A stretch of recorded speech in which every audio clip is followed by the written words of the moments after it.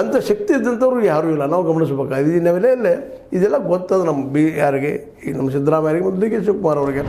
D K Shivakumar ಅವ್ರಿಗೆ ಒಂದು ಭಯ ಏನಪ್ಪ ಅಂದರೆ 2028ರವರೆಗೆ ನನಗೆ ಇನ್ನೊಬ್ಬರು ಪ್ರತಿಸ್ಪರ್ಧಿ ಬರಬಾರ್ದು. ಮೊದಲನೇದಾಗೆ ತನ್ನ ಅಧ್ಯಕ್ಷರು ಉಳಿಬೇಕು, ಎರಡನೇದಾಗೆ ಉಪಮುಖ್ಯಮಂತ್ರಿ ಸ್ಥಾನ ಒಂದೇ ಉಳಿಬೇಕು, ಜೊತೆಗೆ 2027 ನನ್ನ ಮಾಡ್ತೀರಪ್ಪ ಮುಖ್ಯಮಂತ್ರಿ ಅಂತ ಭರವಸೆಬೇಕಾಯ್ತು. ಮೋಸ್ಟ್ಲಿ ಅದು ಸಿಕ್ಕಂಗೆ ಅನಿಸ್ತಾ ಇದೆ. ಮೋಸ್ಟ್ ಪ್ರಾಬಬಲಿ ಎಲ್ಲನೂ ಹೊರಗೆ ಬರಲಿಕ್ಕೆ ಸಾಧ್ಯ ಇಲ್ಲ. ಬಾಡಿ ಲ್ಯಾಂಗ್ವೇಜ್ ನೋಡಿದಾಗ ಗೊತ್ತಾಗಿಬಿಡುತ್ತದೆ.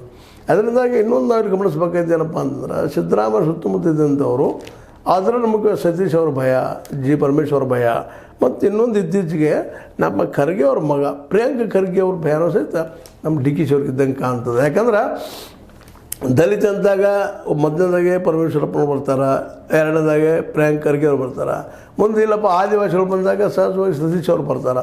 ಹೀಗಾಗಿ ಈ ಮೂರು ಜನರ ಭಯ ಡಿ ಕೆ ಶಿವರಿಗೆ ಸಾಕಷ್ಟು ಅದ. ಮತ್ತು ಜೊತೆಗೆ ಇವರೆಲ್ಲ ಸಂಘಟನೆ ಮಾಡ್ತಾ ಇದ್ದಾರೆ ಇವತ್ತು.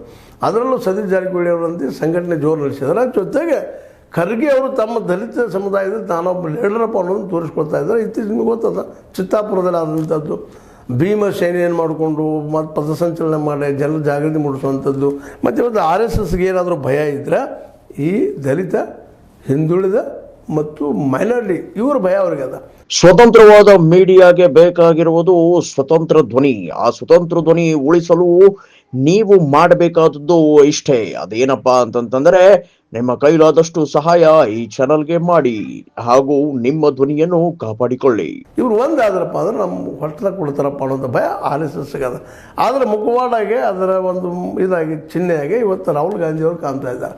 ಅದಕ್ಕಾಗಿ ಇವತ್ತು RSS ಅದ್ರ ಜೊತೆ ಇರುವಂಥ ಇದನ್ನಷ್ಟು ಮುರಿದು ಬಿಡಬೇಕು ಕಾಂಗ್ರೆಸ್ ಅನ್ನೋಂಥ ಒಂದು ವಿಚಾರ ಇರ್ಬೋದು, ಇಲ್ಲಂತಲ್ಲ. ಯಾಕಂದ್ರೆ ಸಹಜದ.